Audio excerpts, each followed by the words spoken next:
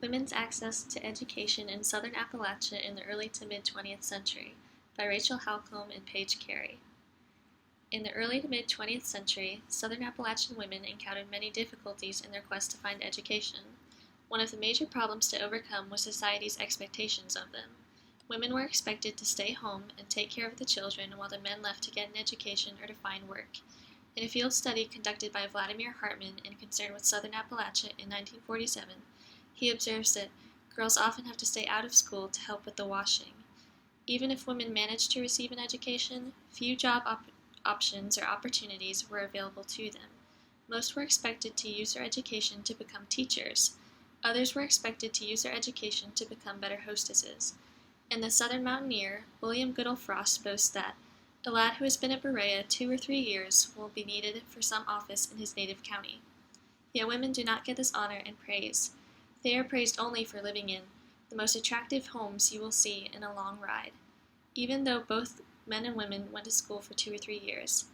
Men tended to get first priority admittance into schools and programs, and a limited number of women were used to fill in the empty slots.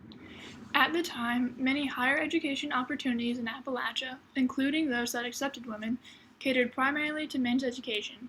Programs that accepted women were often highly male-focused. For example, the Blue Ridge Assembly and the YMCA Graduate School, located in Blue Ridge, NC, and headed by Willis D. Weatherford, offered secretarial and leadership training to women during the summer in the 1920s and 30s.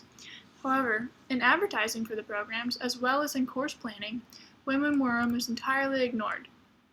Course offerings for each program included classes such as Studies in Boys' Work and Studies of Boy Psychology.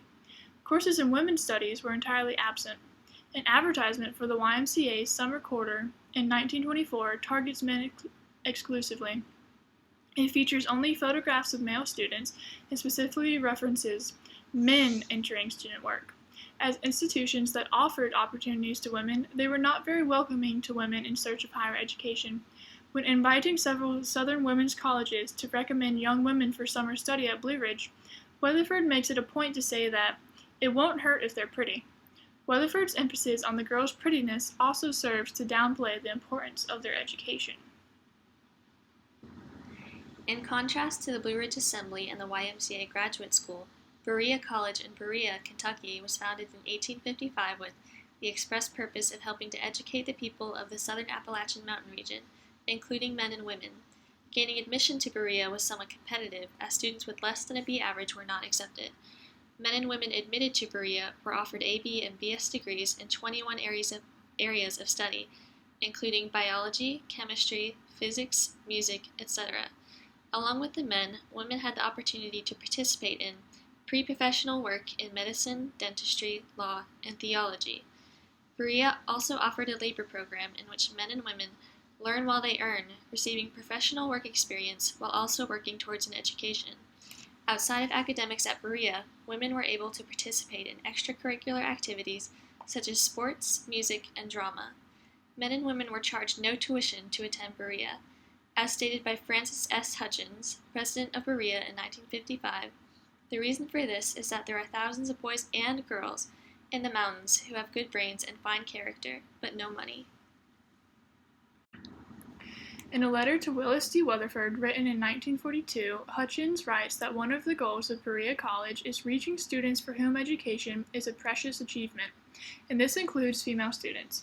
Hutchins specifically references and applauds one young woman's application to Berea College. In her essay, she writes, "At the present time, my normal day would be something like as follows. I get up about 4:30, build 2 fires, prepare breakfast for 3, get my sick mother ready for breakfast, wash dishes, make 2 beds, sweep, dust, and mop, milk and feed 1 cow, feed the chickens, carry coal and get water. Then I dress for school and walk about 1/2 mile to meet the bus. At the school I carry 5 subjects, make all A's in all of them, and work in the office 1 period.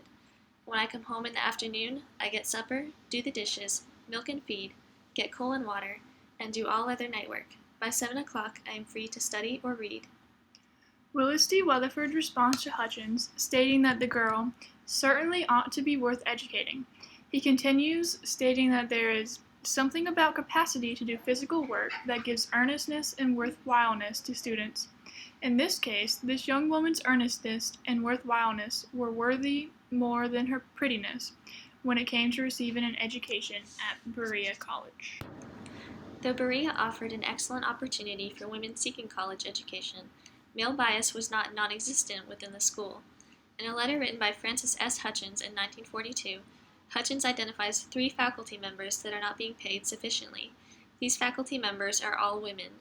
One of these women, Miss K. B. Smith, is a full professor. The other 2 women, Miss Ruth Woods and Miss Kingman, are associate professors. In the letter, Hutchins shares that he has been advised by a colleague to demote the women rather than raise their salaries so that the school could go on paying them the same amount. No male faculty members were identified as not being paid enough, and it was not suggested that any male faculty members be demoted, only women. A well-known graduate of Berea College is Harriet Arno. Arno is most famous for her novel, The Dollmaker, written in 1954. She began attending Berea when she was only 16 because her mother's wish for her to become a teacher. Arno left Berea with a BA degree in teaching. In an interview with Mimi Conway, she recalls fondly all the extracurricular activities that Berea offered her. These activities helped cultivate her love for writing, which led to her forgoing a career in teaching and becoming a well-known author. In this short audio clip, Arno reminisces about her time spent at Berea College. One reason I went to Berea, of course, Mama wanted me to teach by the time I'd be ready to teach. By the time I was 18, I didn't want to teach. And I had to take education courses, which I resented. But at Berea, I could get 2 electives I wanted very much to study.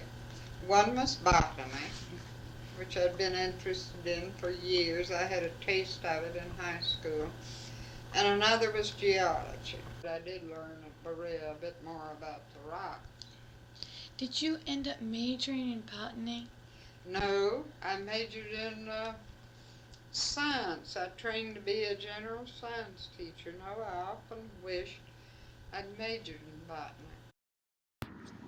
Though finding higher education may have been difficult for Southern Appalachian women during the early to mid-20th century, the hard work of the women who managed to become educated helped to change the perception of women's education overall.